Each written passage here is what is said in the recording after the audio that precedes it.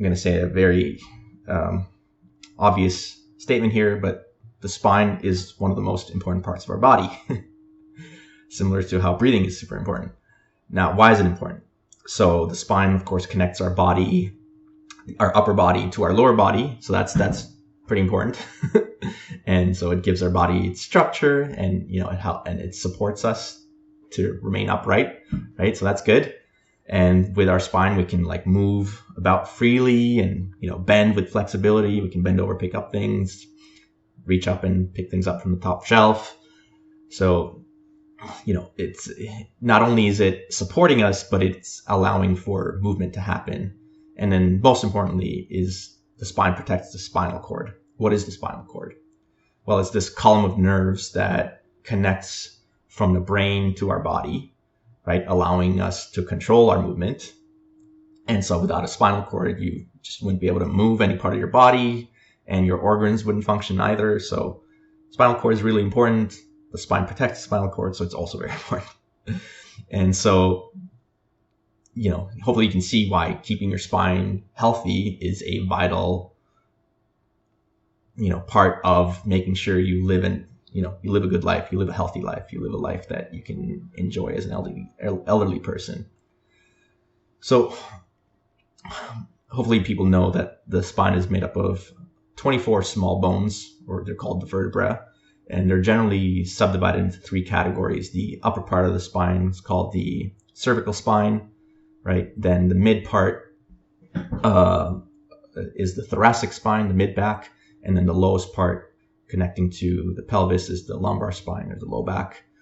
And, with 24 vertebrae connecting all these, your spine, there's a lot of joints there and a lot of movement possible, right? So, and for most people, if you think about it, they actually don't move their spine very much. A lot of people are, especially for the thoracic part, the mid back part, they're kind of hunched over, rounded back, whether it be from sitting too much or looking at the screen, their computer, whatever the reason may be. A lot of people have locked up upper thoracic spines, or mid thoracic spines, that, experiences very little movement. So I think that can have a huge impact on your health, especially as an elderly person, right? We know that back pain is a worldwide leading cause of disability that prevents people from working or doing, everyday activities, enjoying time with your family, whatever it may be. It's a world leading cause of disability. So I think controlling the spine through all these 24 vertebrae, building up back resiliency through movement, is a foundational movement pattern that needs to be trained to avoid all of this back pain that prevents us from doing the things we want to do. Anyone who's had a back or neck injury knows how debilitating, it can be. And you don't want that later in life.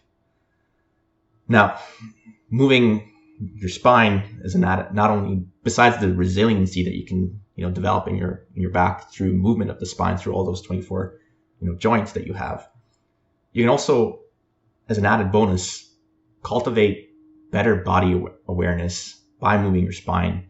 And having better body awareness is good because it'll help you be able to interpret your body's position in space more precisely. And that way you can do more refined, more comfortable, more smooth movement paths. You can find more smooth, comfortable, refined movement paths by developing this greater body awareness through moving your spine, right? And, who doesn't want that? Who wouldn't want to have a comfortable, smooth way of moving later in life when they're elderly? I know I would. I hope you would too.